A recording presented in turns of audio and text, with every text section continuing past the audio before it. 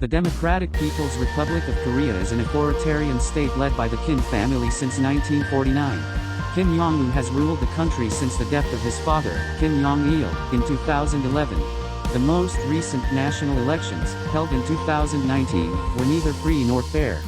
The internal security apparatus includes the Ministries of Social Security and State Security and the Military Security Command. A systematic and intentional overlap of powers and responsibilities exists among these organizations to prevent any potential subordinate consolidation of power and assures that each unit provides a check and balance on the other. Authorities maintain effective control over the security forces. There were reports that members of the security forces committed numerous abuses.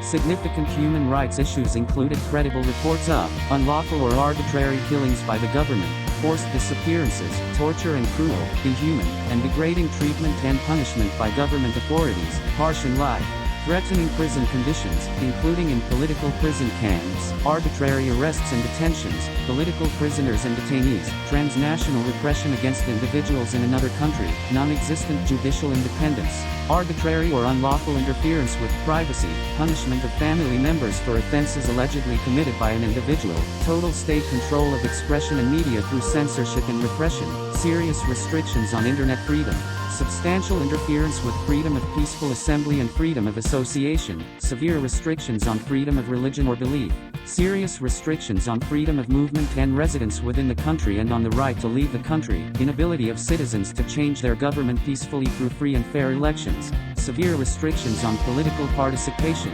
serious government corruption, prohibition of independent domestic human rights organizations and complete denial of access to international human rights organizations, lack of investigation of and accountability for gender-based violence, significant barriers to accessing reproductive health, including coerced abortion and forced sterilization, trafficking in persons, the outlawing of independent trade unions, and the worst forms of child labor.